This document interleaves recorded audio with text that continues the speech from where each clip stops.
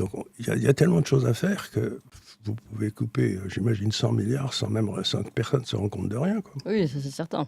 Mais moi, quand je gérais des affaires dans ma vie, quand elles n'allaient pas, de temps en temps, il fallait couper. Plus personne voyage en première, tout le monde voyage en économie. Bon, vous voyez ce que je veux dire, c'est... tout le monde gueulait, mais enfin, c'était pas... Oui, c'était pas mortel. C'était pas mortel, l'essentiel c'était... Là, je suis pas sûr qu'on en soit au passage au voyage en économie. Hein. On est plutôt à sauter des repas. C'est plutôt... pas pour l'État. Non, pas pour l'État, lui. En général, la cantine est bonne. Ce que se disait Reagan, qui était très malin, il disait, si vous n'allez pas bien, c'est que les gens vivent trop bien à Washington. Oui. Donc si les Français ne vivent pas bien aujourd'hui, c'est que les gens vivent trop bien dans les palais nationaux. Oui. Donc on leur coupe. Je me suis laissé dire, je ne sais pas si c'est vrai, qu'il y aurait 13 salles à manger à Matignon, avec chacune avec son cuisinier. Et puis sans parler du Sénat, hein. La cantine est bonne aussi. Donc tout ça, si vous voulez, on se dit, non mais c'est pas raisonnable, quoi. Combien y a-t-il de voitures de fonction qui tournent tout le temps? Mais ça c'est certain.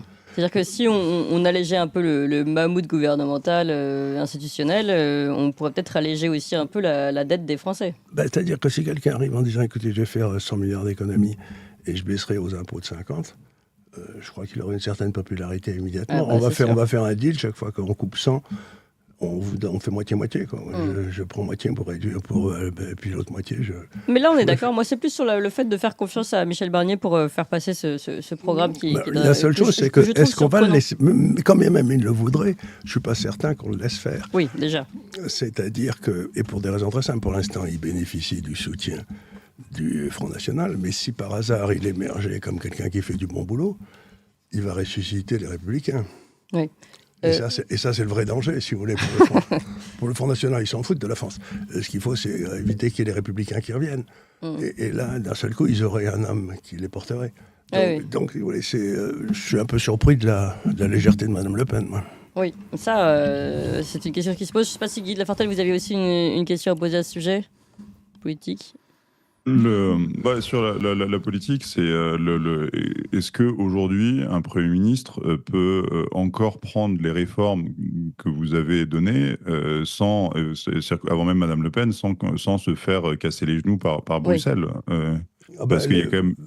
Bruxelles, si vous voulez, si d'un seul coup, on décide que les directives de Bruxelles n'ont plus force obligatoire en France, on fait un Orban, quoi. Ah oui, ça je suis d'accord. Donc il suffit d'une affaire de volonté. Maintenant, est-ce que le président de la République... peut être élu en faisant ses annonces à l'avance, ou est-ce qu'il faut le faire par surprise une fois qu'on est arrivé au pouvoir? Il faut le faire les annonces. Il faut le faire là, il n'a pas été élu. Il a été choisi. Et il a été choisi dans une situation désespérée. Donc, à situation désespérée, mesure désespérée. Si maintenant il annonce des mesures et que le président dit non, à ce moment-là, il donnera sa démission, j'imagine. Et il faudra que le président... se mettre en responsabilité, c'est-à-dire que il faudra se soumettre ou se démettre, quoi. Comme on disait au début de la troisième. Hein. Alors, en parlant de soumission ou d'insoumission plutôt, vous avez créé l'Université de l'épargne, justement pour ne pas soumettre son épargne et pour cesser de se faire avoir. Alors d'abord, vous allez nous dire pourquoi cette Université de l'épargne, comment ça fonctionne, et puis ensuite, vous avez décidé de publier un guide, si on peut l'appeler comme ça, qui est très, très ludique, on va dire, avec des images, mais très très bien expliqué, qui se nomme donc cessez de vous faire avoir, occupez-vous de votre épargne, aux éditions Pierre de Taillac.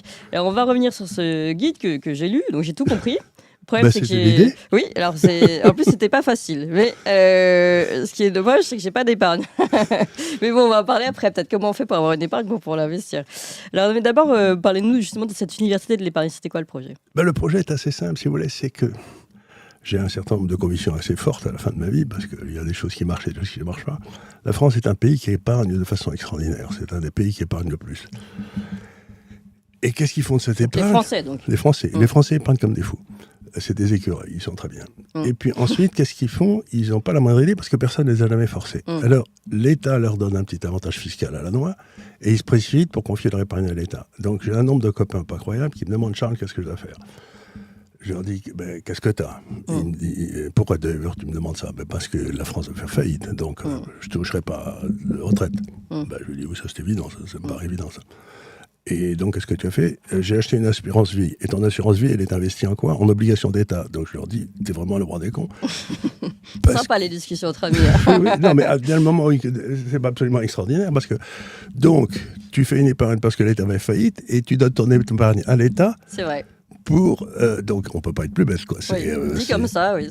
C'est invraisemblable. Et alors, je me suis rendu compte que contrairement au monde anglo-saxon dans lequel j'ai beaucoup vécu, il n'y a aucune culture de l'épargne en France. C'est-à-dire que les Français épargnent et personne ne leur a jamais appris ce qu'il fallait faire. Et donc, ils s'imaginent que, par exemple, mettre leur épargne en bourse, c'est qu'ils vont rester ensuite toute la journée devant des écrans. Si ça devient bleu, ils deviennent verts. Enfin, vous voyez ce que je veux dire? C'est absolument effrayant, quoi. Oui.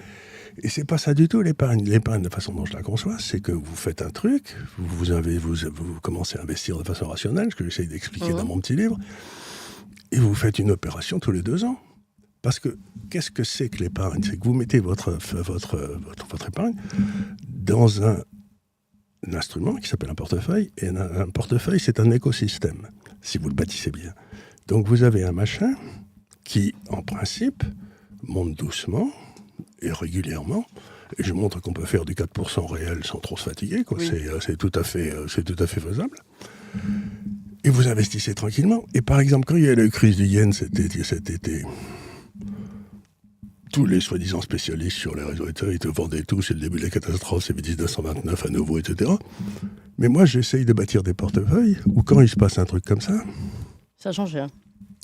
Je m'en fous. Oui. Je m'en fous, j'attends tranquillement que ça passe. Donc, si vous voulez, bon, par exemple, moi, personnellement, j'avais dans ce portefeuille 25% de yen parce qu'il était très sous-évalué. Donc, je m'en foutais. Si le yen montait, j'étais très content. Ça m'arrangeait. Donc, encore une fois, là, il faut, comme disait Warren Buffett, qui est le meilleur épargnant de l'histoire, j'ai gagné beaucoup plus d'argent avec mes fesses en restant assis qu'avec ma tête. C'est-à-dire, vous êtes là tranquille, vous choisissez des bons trucs, et vous n'allez pas, si vous achetez un immeuble sur les Champs-Élysées, vous n'allez pas le vendre toutes les 15 jours sous prétexte qu'il est monté. C'est d'une imbécilité erreur. Vous investissez. C'est la force tranquille. C'est le temps. C'est le temps. Si vous faites 4% réel, bon, vous doublez votre pouvoir d'achat de votre épargne tous les 18 ans. Ça veut dire que si vous épargnez pendant 36 ans, une vie de travail, mettons, vous quadruplez. C'est-à-dire que vous aurez une épargne qui m'aura monté beaucoup plus vite que votre salaire. Oui. C'est-à-dire que vous aurez une vie en fin de vie qui sera tout à fait tranquille parce que vous avez accumulé cette épargne. Et c'est vous qui la contrôlez tout du long. Oui. C'est pas une série de crétins parce qu'aujourd'hui, dans les grands fonds de pension français, enfin les caisses de retraite, vous êtes obligé de vous mettre à 50% d'obligations d'État. Parce que c'est pas risqué. Non mais c'est pas risqué, vous allez tout perdre. Alors, ce qui est intéressant quand même dans ce guide, d'abord c'est que finalement vous avez une règle d'or et qu'une fois qu'on l'applique, elle s'applique partout. Voilà. Et alors, elle s'applique partout. C'est toujours la même règle. Donc, en fait, une fois qu'on a compris, c'est simple. Bien sûr. Et en plus, elle marche dans tous les pays. Mais ça, j'ai du mal. C'est incroyable parce qu'elle marche en France, aux États-Unis, en Grèce ou au Japon. Au Japon, ça marche partout. Même en Chine, vous dites. Même en Chine, ça marche. C'est-à-dire que c'est pas du tout la même structure. C'est-à-dire qu'il y a une espèce, c'est très curieux, il y a une espèce d'invariant. Oui. C'est-à-dire que si vous utilisez les outils qui sont à votre disposition, c'est-à-dire les taux à court terme, les bons du Trésor, les obligations à 10 ans, les actions et l'or, et que vous mettez un quart dans chacun. Oui, ça c'est votre règle. C'est la règle, et vous faites du 4% alors là, ça y est, Charles Gave vient de vous faire la révélation de son livre, quand même. Moi, j'ai dû attendre la page 55 pour y arriver.